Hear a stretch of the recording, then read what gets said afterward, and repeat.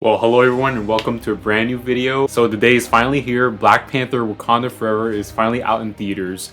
I just got done watching it and here's my review. There's gonna be some spoilers, a few spoilers in this video. So if you haven't checked out Black Panther Wakanda Forever, go check that out and then come back to this video. Or if you don't give a shit, just keep watching anyway. You're always welcome. So going into this film, I've kind of been like thinking a lot about the state of Marvel films right now.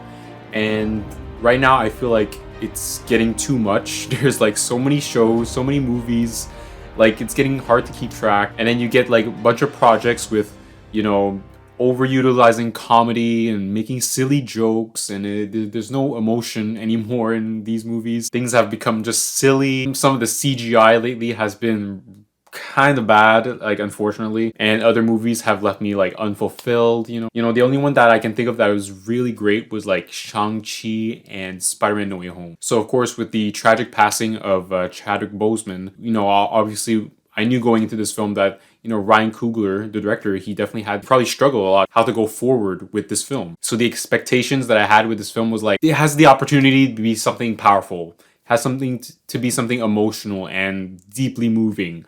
And did we get that?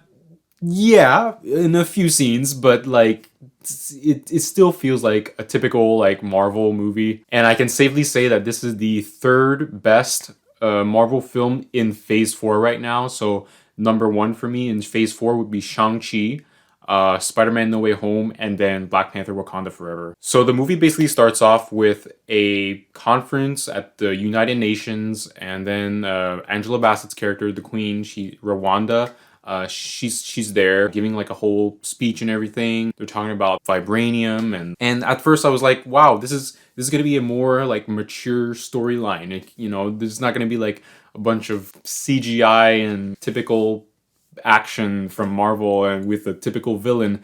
So yeah, I really thought that we were heading towards like a very like more mature type of storyline, and that's kind of what I wanted. There's also some really amazing emotional moments regarding T'Challa's character, Chadwick Boseman, as well. And just to see all the characters go through this grief felt very real, honestly. Like you're not just seeing the loss of a character, but you're also seeing the loss of an actual person, and you can feel it throughout this entire movie, and it's deeply moving, I have to say. Like that aspect definitely makes it more powerful and very, very different than all the other Marvel movies. It's like it felt very real. The cast in this movie is also amazing, but the highlights really are Danai Gurira, Letitia Wright, and Angela Bassett. And there is this one scene with Angela Bassett in the throne room.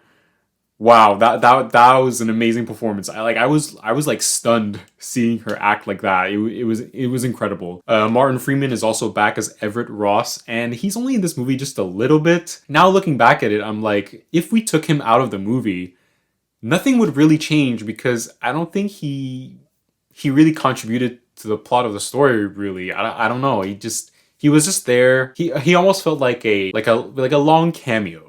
Just there, just to chill. So my main issues with the film really is the villain Namor. And like I said at the beginning, we started off with this United Nations vibranium storyline. That was very interesting. That was very like that felt like very relatable to what could actually happen in the real world, and it felt very grounded and realistic in that way, and I appreciated that part of the movie. But once Namor comes out of the water with his winged feet, it just completely flipped and turned into a typical Marvel movie. Yes, I know this is a Marvel movie, but personally, I'm more of a fan of more emotional, more grounded aspects of the Marvel franchise. The villain Namor kind of brings this movie down a little bit, if I'm being honest. They try to make you sympathize with his character, but I just didn't really buy into it, really. The entire time, every time he was on screen, I just didn't really care, and there were no stakes regarding his plan to take over the surface world, and it definitely like made the action kind of like dull in a way. Like the action is very well directed, I have to say. Like Ryan Coogler did a